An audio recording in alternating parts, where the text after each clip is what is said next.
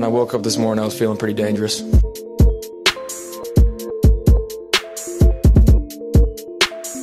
Jameson Williams has been so impressive these last couple of weeks.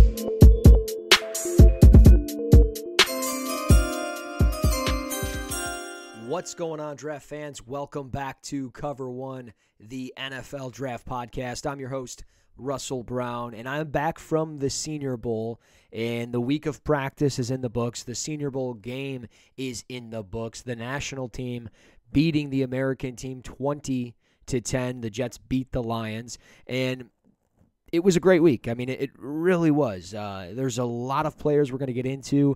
In my mind, I feel like I'm somewhat repeating myself over and over and over and over again because I've done quite a few shows so far this week. I'll be doing quite a few different shows next week. Some stuff here over at Cover One. I'll be joining Anthony on Wednesday. I'll be joining the Air Raid guys on Monday night. I'll be mixing in some radio stuff in between all of that. So we are full go draft stuff, but I cannot neglect my own podcast here on the Cover One Network. So I've got to give a recap here of really all 3 days. I just put out a piece over on cover1.net about the quarterbacks and really how it's truly a mixed bag of quarterbacks that we've seen over this week of the Senior Bowl, and really it just doesn't feel like there's truly a right answer. Maybe we will get to a correct answer. Maybe we won't get to a correct answer because maybe they all don't work out. I mean, maybe they all will work out. Who knows how it's all going to shape up to be. But I will say firsthand, the buzz on Malik Willis is legit. It seems like he could very well be the first quarterback off the board, but the buzz around Kenny Pickett being the first quarterback off the board is very much into the mix as well. He had really good interviews from everything that you hear and you saw. He had, again, really good interviews with teams and just in the media portion. Not saying Malik Willis didn't. He also did as well. It just feels like those two really did the most for themselves of the quarterbacks there at the Senior Bowl. So we're kind of jumping into these quarterbacks quickly. I want to go over them because they are the talk of the town. They help shape the draft boards that we see. And we could see two in the top 10. We could see two in the first round. We could see one in the first round. It could be a variety of things that happen here for the 2022 NFL draft. So I'm really excited to see how it shapes up to be. Now, again, the Panthers and Kenny Pickett, that seems to be a marriage that makes a lot of sense. I think it's because Matt Rule has a relationship built, a friendship built with Kenny Pickett, Matt Rule. They have that there from the days at Temple. But also the Panthers need that quarterback. They don't have that quarterback, and they need that quarterback. They obviously tried it with Sam Darnold. They were in the market for, potentially looking at Matthew Stafford this past offseason. They obviously didn't end up with Stafford, but they, again, could be very much into the mix for a quarterback here for the 2022 NFL Draft. And if they do, it's at that 6th pick. I mean, that could push some talented defensive players or other offensive players down the board.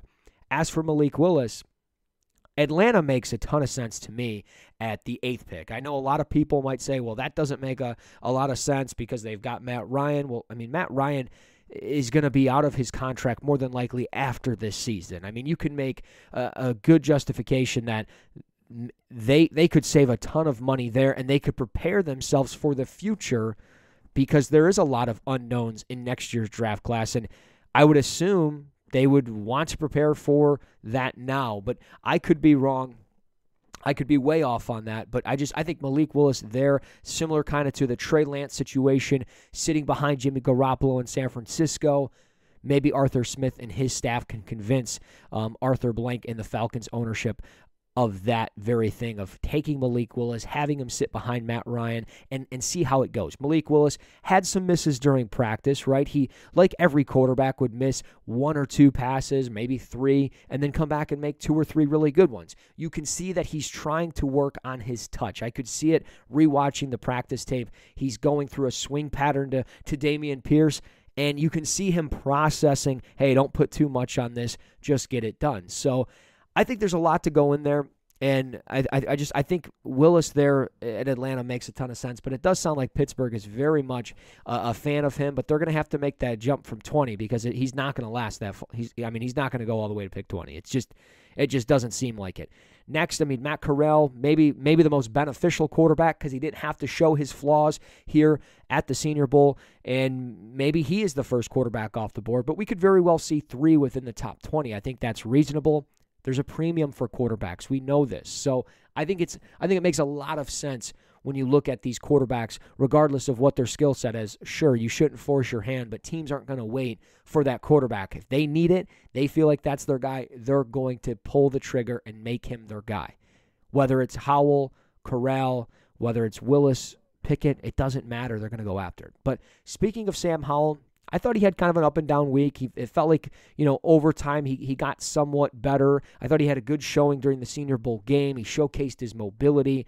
He did miss on some throws on that second day of practice, but honestly, that practice was such a wash. It's like, honestly, who didn't miss or make a mistake during that day? Because there was so many bad throws on that second day because of the weather just being so bad. But Sam Howell, there's got to be a market for him somewhere, maybe in that first round. Maybe it's Pittsburgh at 20. Maybe it's New Orleans at 18. I circle to Bruce Arians in Tampa Bay at 27. I know that doesn't make a lot of sense because Bruce Arians, that's not really his game. He goes out and gets the veterans, but he's been coaching a long time. He's a Virginia Tech grad.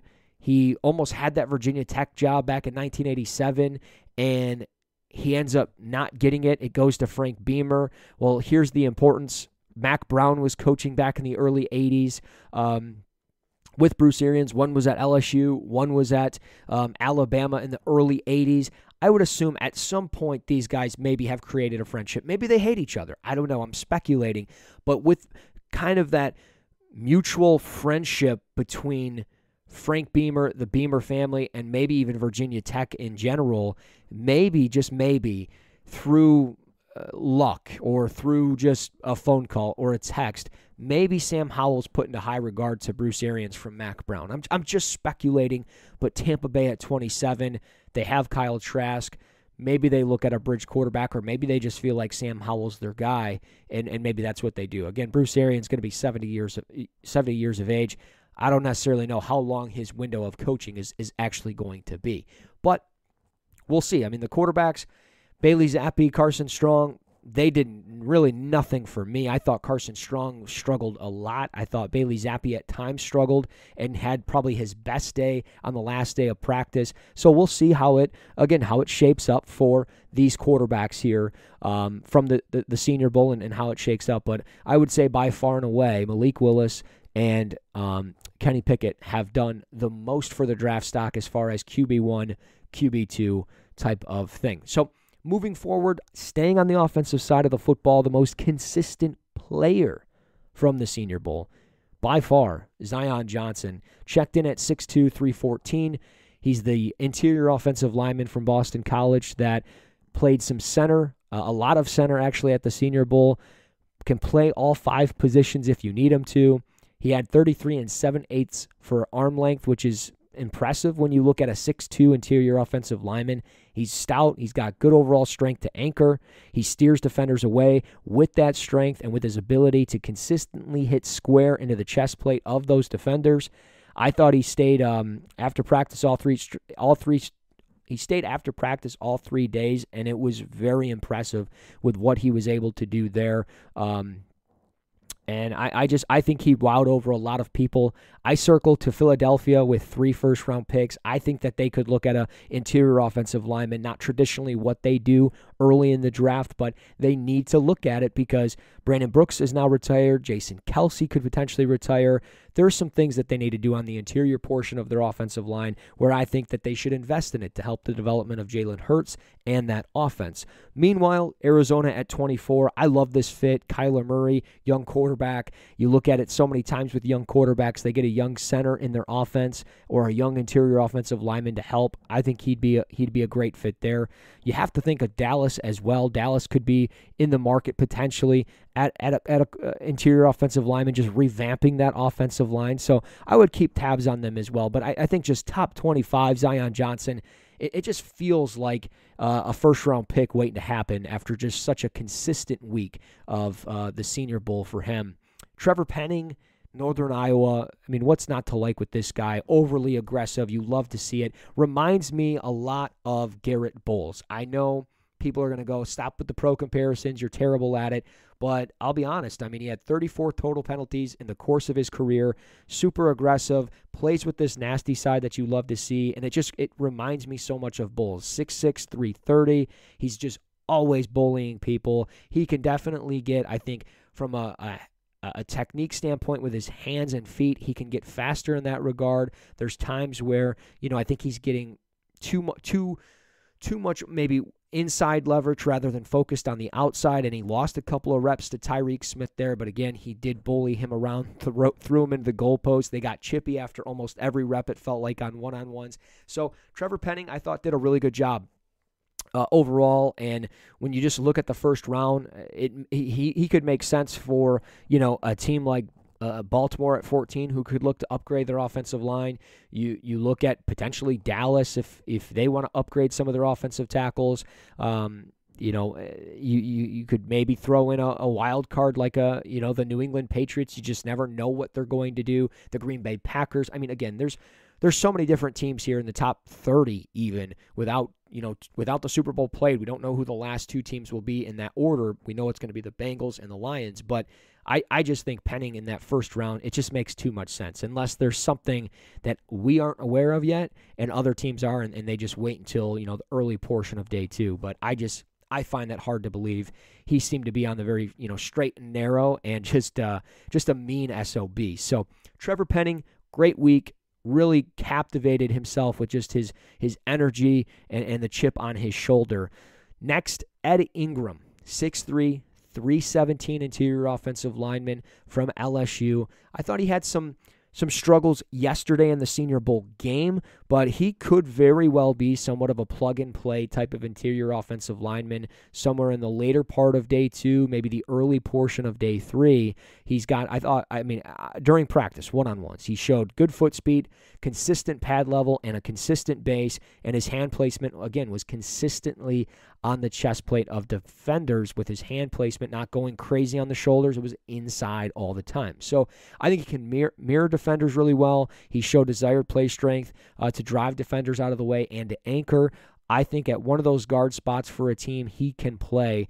Ed Ingram at 6'3", 317. Really impressive stuff from him. And then just real quick, honorable mention to Andrew Stuber out of Michigan. Fairly consistent at guard, I thought. Had some reps at center I didn't like there. Former right tackle.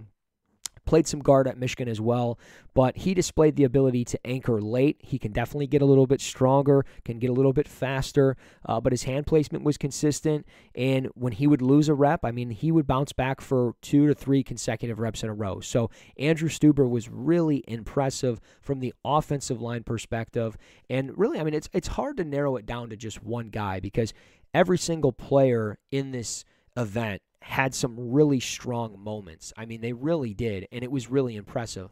And there might not have been a stronger receiver from a performance standpoint than Christian Watson out of North Dakota State. 6'4", 211, super flexible lower body. I compared him to Gumby just because of the way his lower body moved and the things that he was able to do as far as breaking inside or outside with even his releases off the line of scrimmage. He understands how to use his length. He's consistent over the middle of the field, and I thought his tape showed tons of versatility. You see him align in the backfield. You see him outside in receiver. You see him in the slot.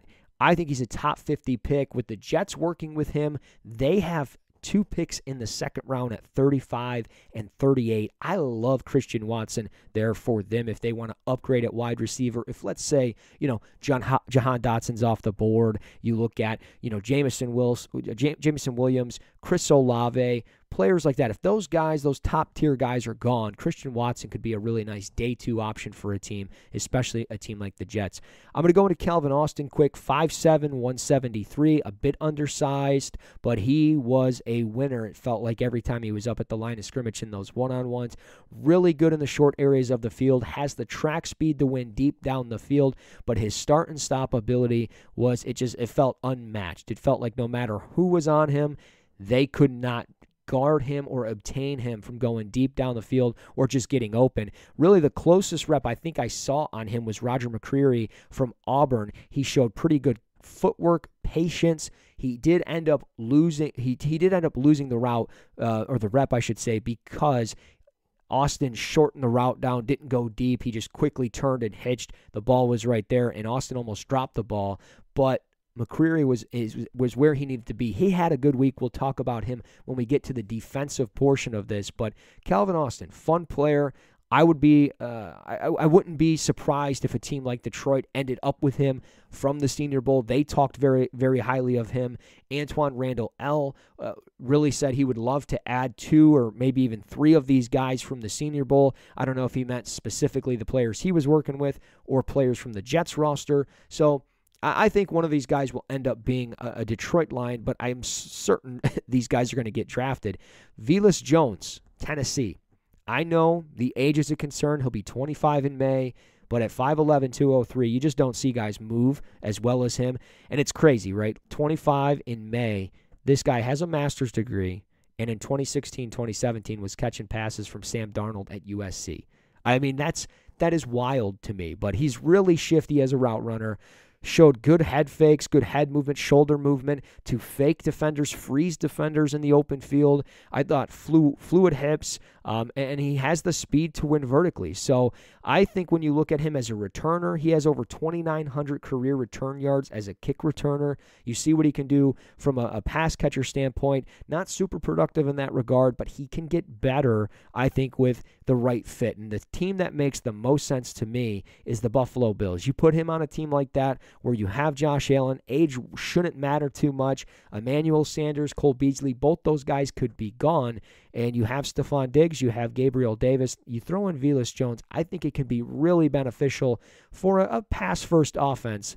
And Velus Jones, again, brings special teams ability. So I like him a lot more after each practice than I did going into this event. I didn't watch a ton of him, but I'm going to watch more of him as we get closer to the 2022 NFL draft. So receivers, offensive linemen, quarterbacks, running backs real quick, and tight ends. Tight ends, I'll start Trey McBride. Similar to Kenny Pickett, didn't really do anything wrong to hurt his draft stock as the top tight end. Didn't necessarily help himself a ton, though. I mean, it wasn't like he separated himself and solidified himself as a first-round pick, but I think a top 50 selection makes a ton of sense for him. He was consistent in run blocking. He was consistent as a pass catcher, and that's really all you can ask for. Just if I throw an early second-round grade on you, just help me justify that with a strong performance, and I think he did that. Next, I'll say Jake Ferguson out of Wisconsin was really consistent. Again, similar in a way, didn't really wow you with anything, and he's not going to. But when I think you look back at maybe a Drew Sample out of Washington a couple of years ago, who was a second-round pick due to the Senior Bowl. Not saying Jake Ferguson should go in the second round, but I think similar play styles in a sense, pretty good blocker, and again, maybe not an elite playmaker or pass catcher or anything like that, but just consistent. And I think consistency in today's game can go a long way. And if you can get this guy in that maybe third or fourth round range and he gets, 6, 7, 8 years out of him, you win, right? I mean, that's key. He's a key depth guy, maybe play some special teams. I think Jake Ferguson had a pretty good week overall. Running backs, touching it real quick. Damian Pierce, great week for him, man. Great blocking, great in the passing game. I mean, he did a really good job as a receiver. And again, you know his running style. He runs downhill, and it's impressive. So I love to see guys like that take opportunity and take full advantage of it. And then, after that, when you talk about opportunity, Rashad White out of Arizona State. Arizona State, we know, not the greatest program in the world. There's been some talented playmakers coming out of there in recent year, and it doesn't always translate to success in the NFL. Rashad White, I think, could, though, because of just how fluid he is in the open field, how patient he is as a runner. He is smooth, man. Jim Nagy said it a long time. Smooth operator, smooth operator. He's right. He hit the holes good. He did a good job, again, in the open field. And I think when you look at the running backs here, if you're looking for maybe that late day 2, day 3 option out of the backfield, Rashad White makes a ton of sense at 6 feet, 210. And he was really impressive, I'll be honest. Another one, Devontae Price out of Florida International, 6'1", 198, has long arms, but the guy can fly. I mean, there was times that he just hit that one cut and he was gone and off to the races. So I don't necessarily know if he'll be that late day 2, early day 3 type of player, but I think he can certainly put himself in a draftable position somewhere in the later portions of maybe day 3, become a depth piece and maybe carves out a role on third down or something like that. So Price is certainly that player that flew under the radar and I think had a pretty good week overall. So that's the running backs. That's the tight ends. That's the offense. In really a grand scheme of things, I could go on and on about the offensive linemen. I could talk about the fullbacks in a sense. I will say Connor Hayward, used in a variety of ways, 5'11", 240, looked pretty good. Oh, and one other name on the tight end spot as well. But with Hayward, again, does a lot of different things. He was lined up in the backfield as a running back. He'd play fullback, H-back. The Lions did a good job mixing and matching him and having him go all around. Lastly, though, Greg Dolcitz, UCLA. I just saw his name, and it made me think. 6'3", 248, really good pass catcher, a trying blocker. He might have did more for his draft stock than any other tight end because not saying nobody knew who he was, but when it was such a good tight end group and people were expecting, Charlie Kohler, Isaiah Likely, Cole Turner, these guys to come up and really show out, the guy that really it felt like showed out of the group was Dolcitz, who runs really good after the catch, does a lot of stuff underneath, and he was a playmaker this week. So I think he made himself some money as well. So if you're looking for a tight end, keep tabs on Greg Dolcitz out of UCLA, 6'3", 248, almost 34-inch arms. Does have an 81-inch wingspan as well. So if you're into the measurables, if you're into that type of thing, Dolcitz might be up your alley. So flipping over to the defensive side of the football, we're going to start up front. We're going to start with edge rusher. And, excuse me, but, I mean, Jermaine Johnson probably solidified himself as a first-round pick, just rocked up at 6'5", 259. We saw the viral clip of him laying out Kennard out of Kentucky, and while he might have, won that battle, he didn't end up winning that war, but it was still a great week of practice for Johnson, who showcased his length, showed a blend of speed and power that you don't see, and you don't see it from a lot of guys at 6'5", 259. You don't see it from every single edge rusher, but when you have that, and you have some of the tools from him from a pass rush perspective where, his pass rush plan is not fully developed, but it's acquired in a way, and he's able to still win with, a swim move or a push-pull move or just rips through or, again, just translates speed to power and gets through offensive tackles. You have to bet on this kid because there's so much to work with. And I think somebody in that first round is going to end up taking him. I think, again, he can still get consistent in the run game, at least improve there, because he doesn't fight pressure with pressure. He doesn't squeeze everything down. But with time, I think he will. And he, again, first rounder. The Eagles are the team that seem to be the one that we circle to with them. Looking for an edge rusher, getting younger there. I think that they're very intrigued with him, but we could see him going, as high as 8, 9, 10, teams like Atlanta, Denver, the Jets at 10. I mean, there's a lot of possibilities for Jermaine Johnson. So next, I'm going to go with Jesse Lukita, Penn State, 6'2", 261, moved really well for a player of his size, showed a really good blend of power and speed, and he just had kind of this relentless motor, it felt like, and did a really good job countering back inside with an arm over move. So Lukita tested well, or he's probably going to test pretty well, I would have to assume, and he just seems like a really high character type of kid. Crushed the interview that he had as far as the post-practice presser, did a really good job handling himself there, and I think he's somebody that might not necessarily be a first-round pick, but he could certainly fall into that top 50, top 75 category. And when you look at edge rushers his size, you think of like Melvin Ingram and stuff like that. I think he can carve out that role, especially standing up. And obviously he's got versatility in his experience at Penn State. But I think he's that player that you want to really just carve into one specific role and hope that it develops into some elite production, which I think will happen. Speaking about elite production, a guy that's just so natural, Arnold Ebiketie, a natural edge rusher with great length and flexibility. He put that on display, I think, consistently throughout the week. Didn't win every rep. There was times Trevor Penning got a hold of him, Trey McBride got a hold of him, but he showed with the variety of pass rush moves that he just needs to get a better get-off. And if he gets a better get-off, a quicker get-off, he will be somebody that I think can make double-digit sacks in his career for a regular basis, season by season by season. So we'll see how that ends up for him. He's not necessarily got the biggest frame as far as, like 6'2", 259, nothing like that.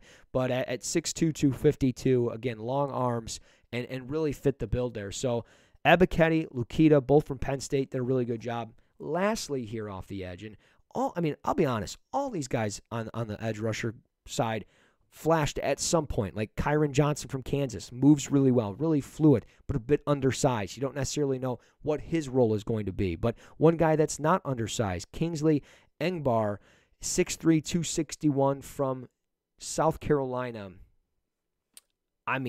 We talk blend of power and speed. There was times that he was just bull rushing off the edge, but you see him translating that speed to power. He showcases the ability to win with his hands. The length was there, but he won with his hands. He did a really good job with a chop snatch move. He was a big riser for me, and if the tape checks out, because I didn't watch a ton of him, but if the tape checks out, I'm going to be a really big fan of him because I think he had a really good week and maybe one of the more underrated weeks, and it just got kind of overlooked because of players like Johnson and Lukita and stuff like that. I will say also off the edge, Myjai Sanders, 6'4", 242, a little wiry frame, but really good burst and somebody that always had energy. It was 7 o'clock in the morning, media day, and he was full of energy. So you love to see that stuff off the edge from a player like that.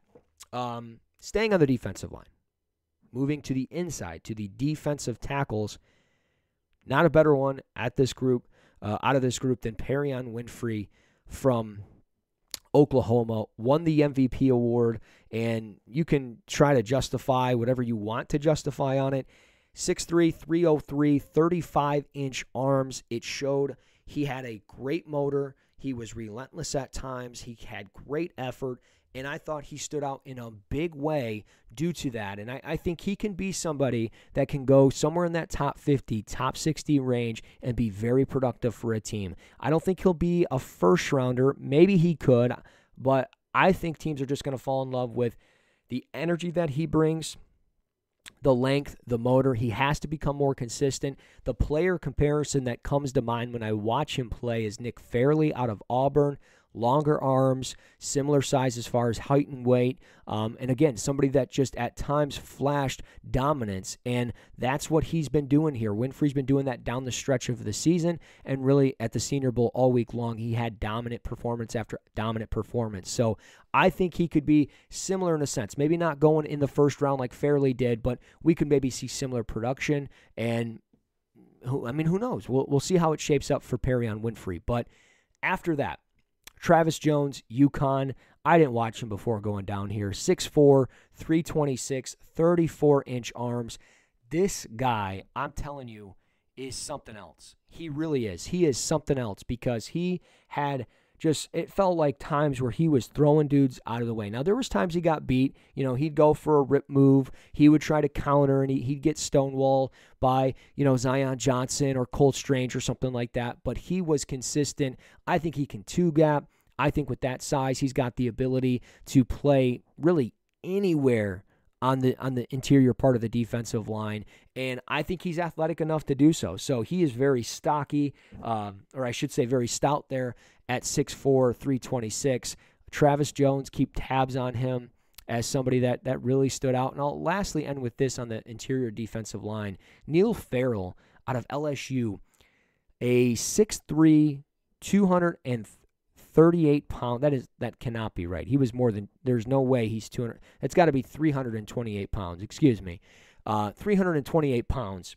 He really stood out as somebody on the interior defensive line that just at times similar to Winfrey in a way, constantly going, giving that motor, giving that effort. You love to see that stuff, and I think Farrell could be. I don't want to say like a sleeper pick, but maybe somebody that goes later than some of these guys that I've already mentioned, but could end up carving out, again, a 6, 7, 8-year career and just being consistent down there in the trenches, maybe as a 3 technique, maybe as a 2-eye, and really playing down there with his hand in the dirt, and more than likely probably in an even front. But maybe he plays in that odd front as a 0 shade or something like that. But Neil Farrell, LSU, I would definitely keep tabs on him as well. Moving on to the linebackers. A fun group of linebackers that, there wasn't anybody that I would say wowed me as far as, wow, I need to watch more of this guy. But I will say, Chad Muma from Wyoming, 6'2", 241, was in on a lot of plays, did a really good job just being around the football, especially in pass coverage, in the run game. So Muma probably solidified himself as the third or fourth best linebacker in this class, put himself in that second tier, and kind of like we mentioned earlier, just didn't have to wow me and say, oh, he's a first rounder, or, man, wow, this guy's really bad. He just was consistent, and when I get that consistent performance, I know that, hey, I can take this guy and really do something with him down the stretch, and I can really justify how I feel on my round grade on him. So Chad Muma, Wyoming, really, really good job by him. Props to him. Next, I'll go with Troy Anderson from Montana State, 6'3", 242, former quarterback, running back, former offensive player, and he came in, and I thought he had a strong week. I mean, I don't want to say the strongest of weeks, but he, similar to Muma, was always around the football, and you love to see guys that can do that, and guys that can hit, and guys that can drop into coverage, and I think he can do that. He's got to learn it more. He's got to become more consistent. Consistency is key for some of these guys. But when you see this, you say, hey, I can trust this. I can work with this. And that's what I want to do. And Anderson's going to be somebody I think a team is going to fall in love with somewhere in that third or fourth round range and say, I can groom this player into something more than what he's been at Montana State, despite being, again, a very productive player. Next on this, I'll just end with linebackers on Brian Asamoah from Oklahoma, 6 foot, 222, moves really well. He really does. I think he can become a consistent tackler. I think there were times that, he would be out of place in his drop, or at times in man coverage, maybe second guessing a running back or a tight end to run outside rather than inside. So again, we talk consistency, but I think he just needs to play with a little bit more confidence. Confidence might be key for him, but I thought he flashed at times and is certainly somebody I, one, want to watch more of, but two, somebody that can really, really take a step forward as a probably a 3-down linebacker if all goes right with the coverage skills. So we'll see how it goes with Brian Asamoah out of Oklahoma. Next, we're going to the secondary. We're going to end this on the secondary. I'm going to wrap it up kind of in one little thing as far as cornerbacks and safeties. I'll start with Kobe Bryant, Cincinnati, 6'1", 191. Was consistent. He really was consistent. He was patient. He recovered well at times. He'd always put himself in position to make a play. And there was times that he would lose a rep, but he was losing that rep legitimately because the receiver was pushing off. Sometimes you're going to get that call, sometimes you're not. But he was in and around the football a lot, and I loved his understanding of zone coverage to man coverage. He seems like a smart guy when you talk coverages with him, and I think he understands what his role can be for a team when he gets drafted. And it's just more so who's going to take him and where. I wish I had an idea of where he could go, but, I mean, it does seem like that second day seems like a realistic possibility for him. As going into this, it seemed like maybe more of like a day 3 pick, and I don't think that's the case. I think he's gonna test well, and I think with this week of practice, he solidified himself as that day 2 pick somewhere on the board. I've talked briefly about him. I'll go back into detail on him. Roger Mccreary, Auburn, 5'11", 189. Only 29-inch arms. That's concerning, but when you can play him in the slot, you could probably play him outside because he's athletic enough. He does a really good job playing with low pad level. He does a really good job just putting everything together within his back pedal, the way he closes, and I thought he had a good week. Really fluid, really, really patient, and just was one of those players that stood out in so many different ways as that cornerback, potential cornerback one, and potentially a first-round pick by the time we get to the 2022 NFL Draft. So those were some of the corners. Going to safety, I got to go with this guy because he was, a great, great interview, but also he had some really good plays, and that is Jalen Petrie out of Baylor, 5'10", 196, versatile.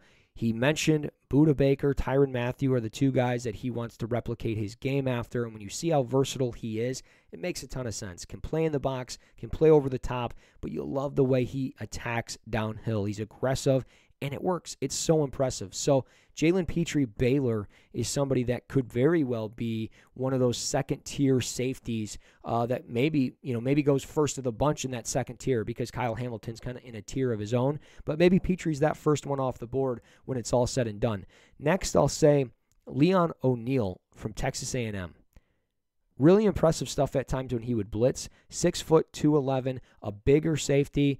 I think his coverage skills will have to get better as far as fluidity and maybe getting a little bit faster. But you see him attack downhill similar to Petrie. He made some really impressive plays as a blitzer. I thought he did a good job in stopping the run as well. So coverage skills, probably more of that zone guy. Not going to necessarily play as a single high safety at times. More so in those dual safety roles. Give him kind of a deep half and let him take care of that. Maybe let him be, that buzz defender at times and come up.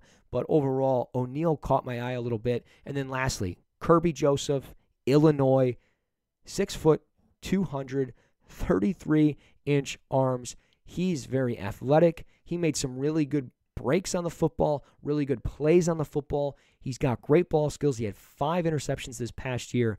I was very impressed with him. I thought he moved well and just one of those guys that can do a variety of things. I'm just going to be honest. He can do a variety of things. I think he could line up at corner if you needed him to. Probably could play that single high safety role as well, but he's going to do a variety of things, I think, in the back end of a secondary, and he might be a late second or third round pick, maybe even a fourth round pick.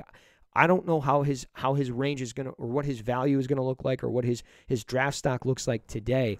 But I think after this week and teams put their boards together, I think Kirby Joseph is going to be somebody that moves up boards, especially in the secondary with these safeties. So we'll see how it plays out. But that's the defense. That's the offense. That's the Senior Bowl. It's a wrap. I don't think I took a breath. I really don't. I don't think I took a breath there, but it was such a wonderful week being able to break this stuff down. And I'm so glad I get to do it because I love doing it, and I love being able to look at these players, see what their tendencies are, see where they could improve, and it's just great to network. It's great to meet people. It's just, I love this week every single time, and I'm excited that I was able to break it down for us here at Cover One. Now, that doesn't mean we're done doing the show. No, we move forward. From the Senior Bowl, we move into some player interviews, which we're lining up as we speak, but we're also going to get into breaking down prospects more. We're going to go through some mock draft scenarios, potentially player fits for teams, et cetera, et cetera, et cetera. So you guys have to do me a solid. You have to go to wherever you do your podcast. Could be Spotify, could be Apple Podcasts, Spreaker.